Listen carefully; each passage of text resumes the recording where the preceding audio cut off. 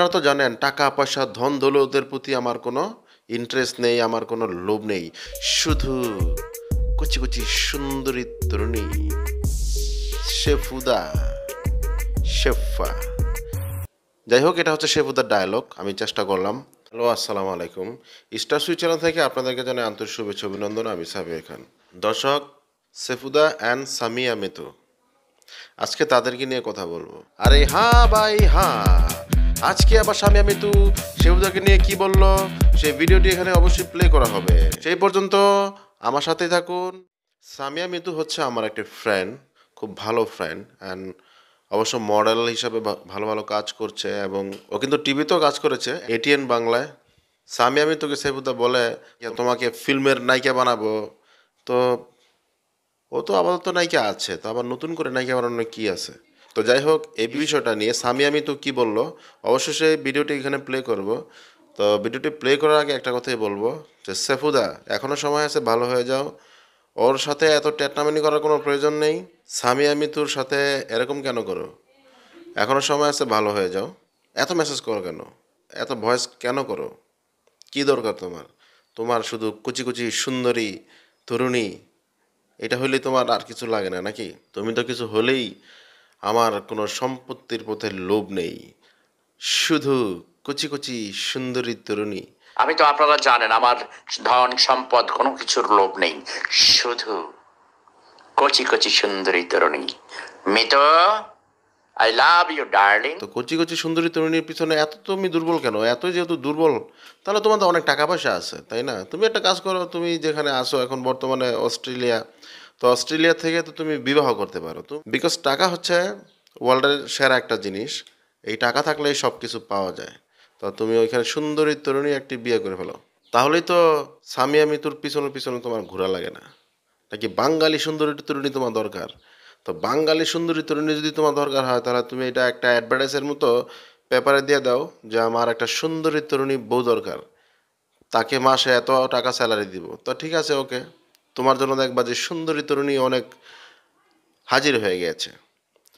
তো দর্শক, চলুন আমরা কথা না বাড়িয়ে আজকে সেই সামিয়া মিতুর ভিডিওতে সরাসরি চলে যাই, দেখি সামিয়া মিতু এখানে কি বললো। আসসালামু আলাইকুম বন্ধুরা, কেমন আছেন? আশা করি অনেক ভালো আছেন। আমি সামিয়া মিতু। আজকে আমি ভিডিওতে এসেছি শেফুদাকে নিয়ে কিছু কথা বলবো। আমার কথাগুলো যদি কোনো ভুল হয়ে থাকে আপনারা সবাই আমাকে ক্ষমার দৃষ্টিতে দেখবেন, ধন্যবাদ। আমি তাহলে শুরু করব। আর আরেকটা কথা, আমি কথাগুলোর মধ্যে অনেকটা রাগান্বিত হয়েও কথা বলতে পারি, যেহেতু তার বিষয়ে কথা বললে এমন কোনো মানুষ নেই যে রাগান্বিত হবে না। সো এই বিষয়টাকে নেগেটিভলি দেখা যাবে না, ওকে? শেফুদা, এই শেফুদা, আফ্রিকা জঙ্গলের পশু, তোকে বলছি, তোর কত বড় সাহস! তুই কালকে আমাকে ভয়েস রেকর্ডিংয়ে বলিস যে তুই আমার পাগলি, আমি তোর পাগলি। আরে শালা, আমি তোর পাগলি কেন হতে যাব? মানুষ বলে না ঠেলার নাম বাবাজি।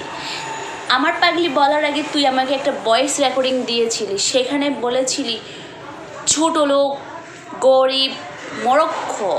তখন আমি তোকে একটা উল্টো জবাব দিয়েছিলাম, ভদ্রভাবে কথা বলেন। আমার কিন্তু একটা পরিচয় আছে, আমি একজন সামিয়া মিতু। তখন তুই আমাকে বলেছিলি আমি কোন দিকে যাব, এই দিকে গেলেও জ্বালা, ওই দিকে গেলেও জ্বালা, বড় লোক বললেও জ্বালা, ছোট লোক বললেও জ্বালা। তারপরে কি বলেছিলি ভয়েস রেকর্ডিংয়ে? তুমি আমার পাগলে। তারপর কি বলেছিলি? I love you darling. তোর লজ্জা করে না? বুইরা বয়সে তোর ভীমরতিয়ে ধরছে, তোর লজ্জা করে না? তোর একটা বউ চলে গেছে, একটা বউ নীলু, যে নাকি আমাকে আই লাভ ইউর কথা বললে সে 3 বেলা ভাত খাওয়াই বন্ধ করে দেয়। তারপরেও কেন তুই অন্য একটা মেয়েকে আই লাভ ইউ বলিস? তোর লজ্জা করে না? ও ভিডিওতে এসে সেটা বিশ্ববাসীকে তুই জানিয়ে দিয়েছিস তুই শব্দ বোমা নামে একটা মুভি তৈরি করবি, সেই মুভির নায়িকা আমি। তো তোর শব্দ বোমা মুভিটা কোন সিনেমা হলে জানি চলবে, একটু বলবি তো? তোর শব্দ বোমা মুভি শুধু শব্দ বোমাই থেকে যাবে। সব থেকে ভালো হয় কি জানিস? শব্দ বোমা তৈরি না করে একটা আফ্রিকা বোমা, আফ্রিকা জঙ্গলের পশু শেফুদা, এরকম একটা নাম দিয়ে মুভি তৈরি কর, তাহলে মানুষ সত্যিই দেখবে। আর মুভি তৈরি করতে হলে টাকা লাগে, সব থেকে বড় কথা হচ্ছে হ্যাডম লাগে। কোনোটাই তোর নাই, তোর আছে যেটা, সেটা হচ্ছে শুধু মানুষকে গালি দেওয়া। আজকে তুই আমার দাদুর বয়সী একজন মানুষ, তোকে আমি দাদুর জায়গাটাও দিয়েছিলাম, কিন্তু তুই সে জায়গা রক্ষা করতে পারলে না। তুই আজে বাজে কথা বলিস, মিডিয়াতে বলিস মিতু আমার ছোটো বউ, মিতুকে আমি ভালোবাসি, আমার নামে দুর্নাম ছড়ানোর চেষ্টা করছিস। সো তোরা আমি গালি দিচ্ছি, আমার রিয়েলি লজ্জা করতেছে, তোর নামে উল্টাপাল্টা কথা বলতেছে, রিয়েলি লজ্জা করতেছে। কিন্তু আজকে এই কথাগুলো কেন বলছি? তোর কর্মকাণ্ডের জন্য তোকে বলতেছি।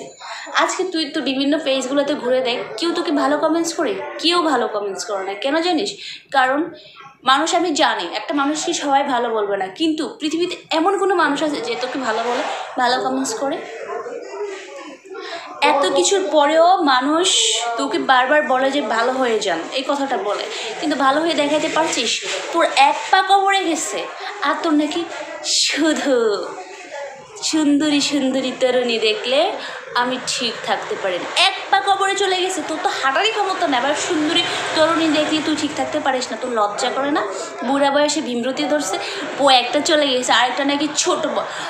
জানো আমার ছোট বোন নীলু না খুব অসুস্থ, তোমাকে আমি ভালোবাসি বলে দেখে নীলুর টেনশনে খাওয়া দাওয়া সব ছেড়ে দিয়েছে। তোর লজ্জা করে না? তোর এক বউ চলে গেছে, এক বউ থাকা সত্ত্বে তুই আমাকে আই লাভ ইউ বলিস, ডার্লিং বলিস, এই বলিস সেই বলিস। তোর বউ তোর জন্য নাকি খাওয়া দাওয়া বন্ধ করে দিয়েছে, তারপরেও তুই সারা বিশ্ববাসীকে বলিস আমি তোকে ভালোবাসি। আপনাদের কি হিংসা হয়? আরে বাবা, তুই আমাকে ভালোবাসিস ভালো, আমি তোকে ভালোবাসি কি না সেটা তো দেখার বিষয়, তাই না?